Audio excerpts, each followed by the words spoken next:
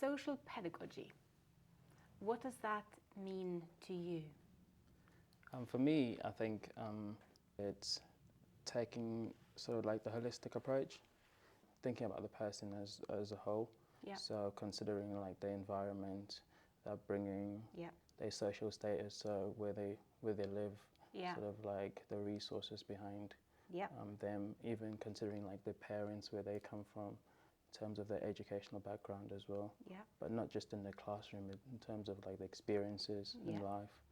Through that, I guess you sort of start to understand the person more from their perspective rather than sort of thinking it from your eye. I think through all those stages you can start to sort of form trust and respect with one another, you know, sort of form those meaningful relationships. Absolutely. And I guess it's sort of trying to see how you can sort of support that person and help them to better themselves, to find their intrinsic value, thinking at it from a strength-based approach. Everyone goes through things and sort of does I guess bad things at times, and sort of looking at, okay, what was good about that experience and what can you take from that and how do you learn from it. So it's not just learning in the classroom, it's actually taught me a lot more about myself as well. In what way?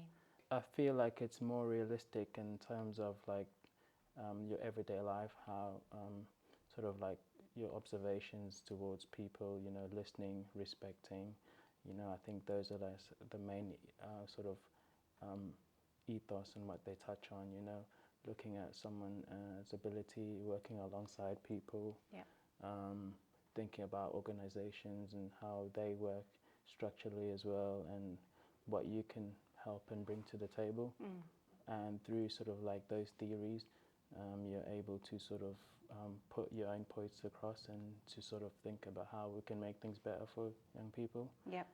I think for me, like aside from the fact that social pedagogy is defined by its underlying principles, I think for me it's really sort of embodying patience and empathy and like a commitment to connection in practice, and really making that your sort of like primary goal.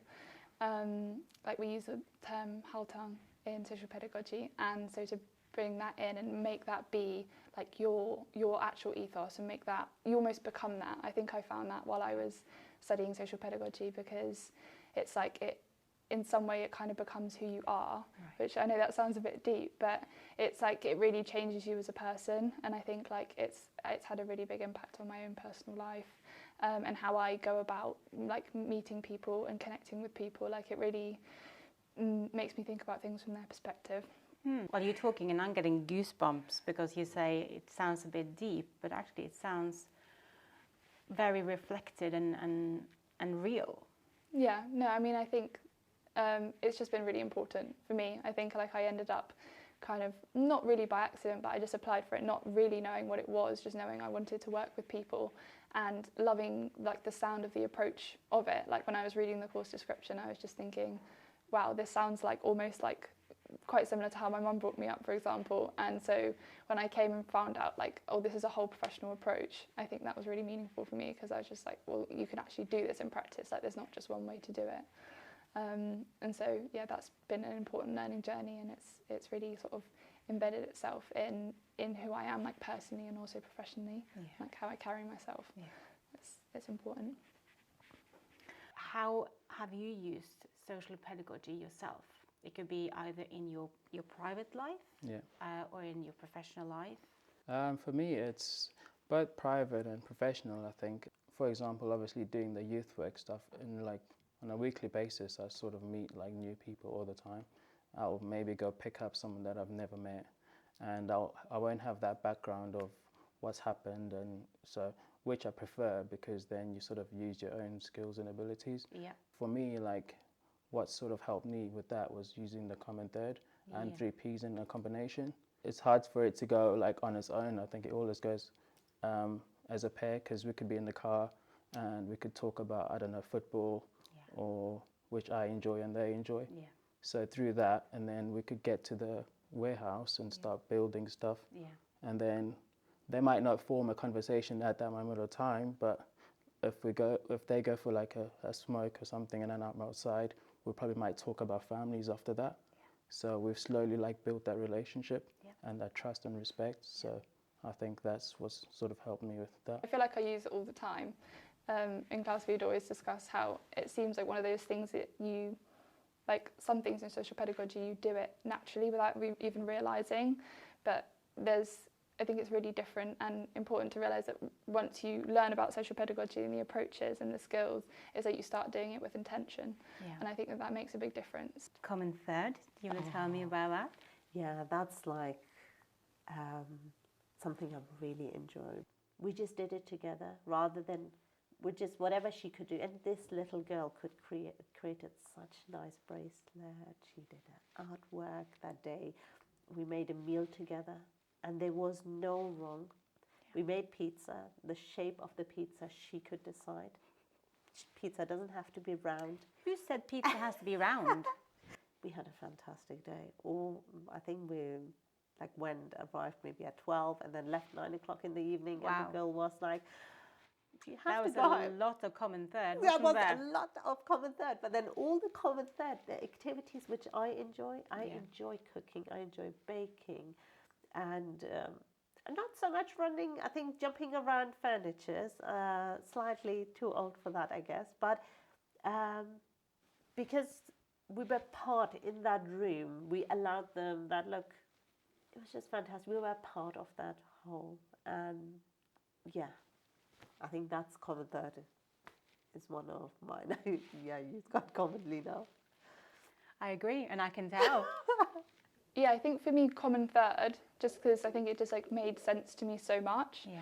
So like when I found out about it and we were talking about it in class, everyone was saying like that bit that I said about before, that it's like you do it without realising. People do it all the time. Of course, you would do activities with people, but then when you do it intentionally, it makes such a difference because you notice how people respond. And when you've learnt to like listen actively and to really observe someone, while they're doing things, especially, or while you're doing things with them, I feel like that really helps with the relationship building process.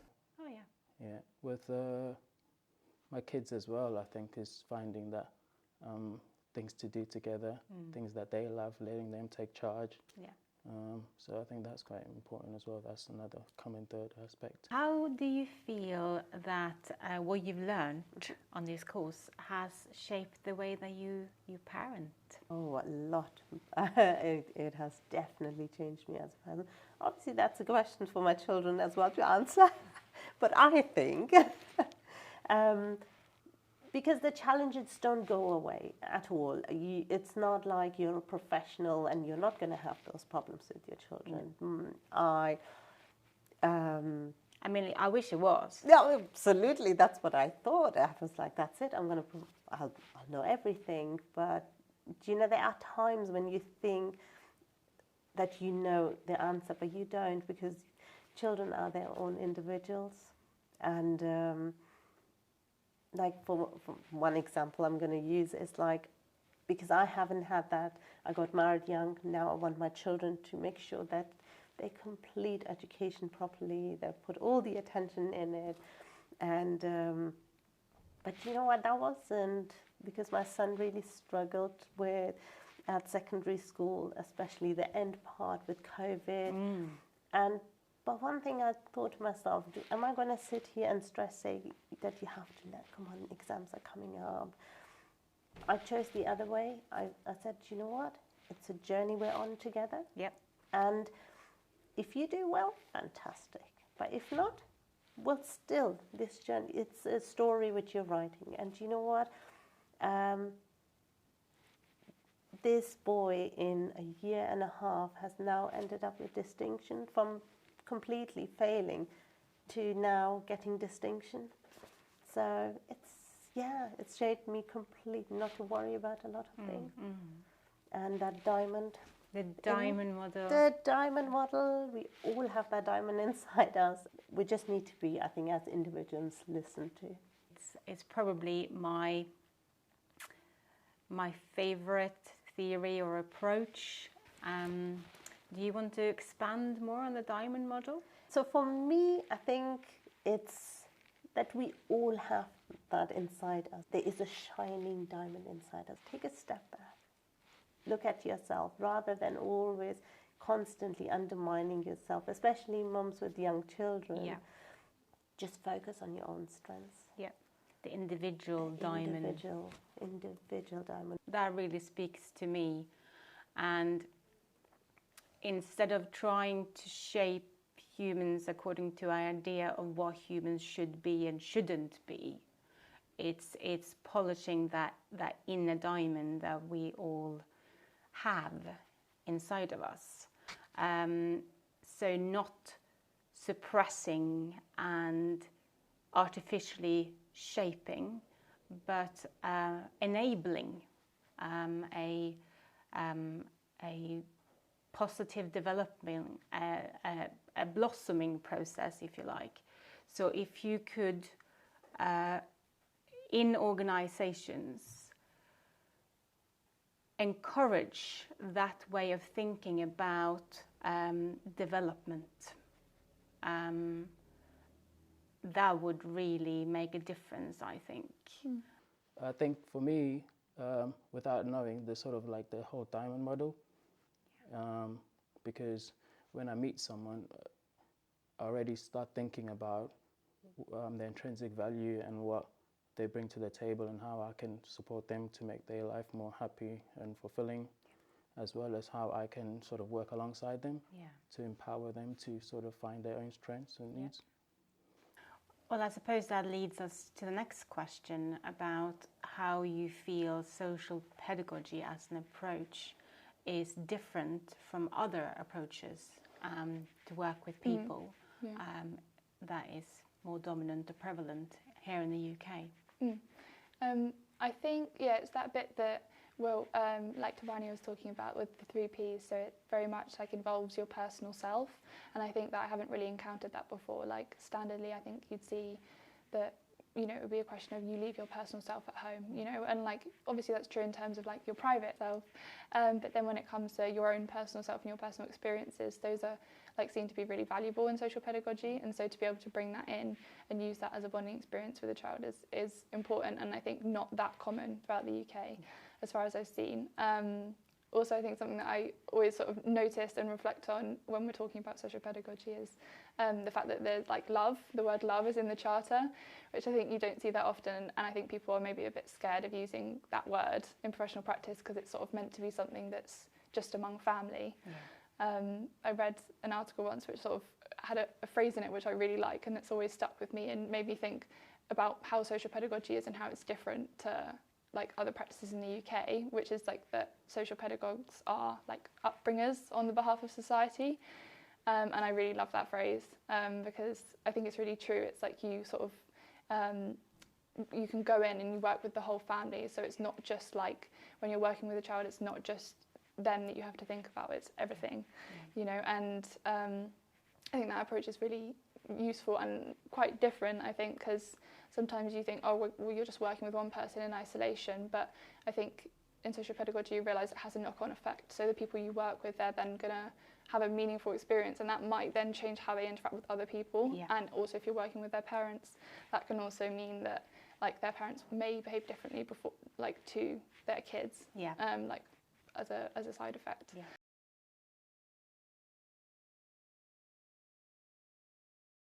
I started in January when I first met you online in the middle of a pandemic, and this is the first time we actually met in person properly.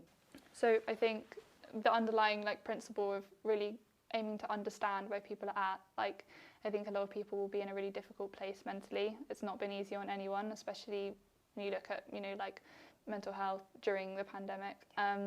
So I think as social pedagogy practitioners work with people, they'll be recognising that a lot. And so I think that being able to understand where people are at and the fact that they'll need extra support, most likely, I think that'll be really important.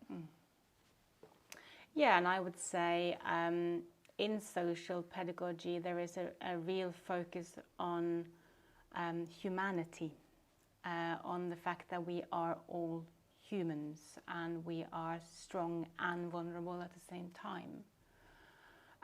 So the human aspect and the human focus of social pedagogy, and the human focus on struggles and on personal journeys and recovery.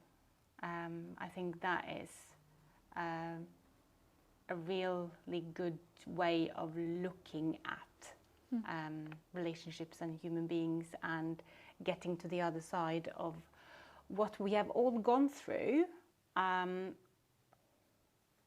as you know, as humankind, but also individually, because our journeys have been different and our struggles have been different and the traumas have been different, and looking at it individually and in a very humane way. So you now completed your course, your BA program. If you were to give advice to anybody who were thinking about doing an education, a program, qualification in social pedagogy, what would you say to them? Do it. I think especially if you think that the idea of working with people in a way which involves meeting them exactly where they're at and sort of walking alongside them appeals to you, or the idea of really empowering people and helping them to see their own strengths. You know, if that sounds like something that you'd like to do, I would say absolutely do it. It's a really special and I think unique approach. The one thing I would be able to say to them is that it is a course which will just shape you into anything. I am in such a good place after basically this degree, because I've learned so much. I've become more of a calm, understanding, and willing to constantly adapt myself, and actually understanding the person in front of me. So the best advice I can literally just give is that with social pedagogy, you will actually explore yourself. You will find out about yourself. You will learn. Not so much, I want to use the word better yourself, but it's not better, it's actually enhancing yourself. So, yeah, if I could do it all over again, I'll do it. Definitely. I would say go for it, because for me it's sort of changed my sort of mindset and sort of like my way of being, sort of thinking outside the box on like in terms of just holistically thinking about how you can help young people or how you can help yourself. It's not just in the classroom. And I think from a social policy perspective, I think it's quite important for social pedagogue practitioners to sort of have a voice in that aspect, because I think they can sort of instill that whole concept of allowing young people to sort of be more involved in the projects that go on. So I think as practitioners, I think it's important to have a voice in that aspect.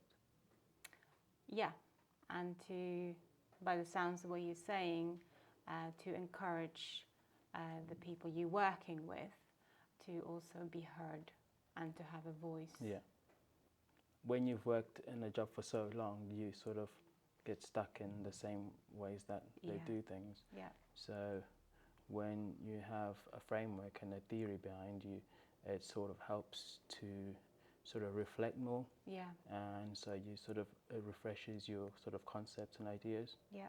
And I think that's quite important for an organisation. It sounds like the program that you have just finished has encouraged a lot of reflection in you. Yeah, I mean, looking back, I would definitely have done it all over again. Yeah. Yeah. Great. Thank you so much. Thank you. That was awesome.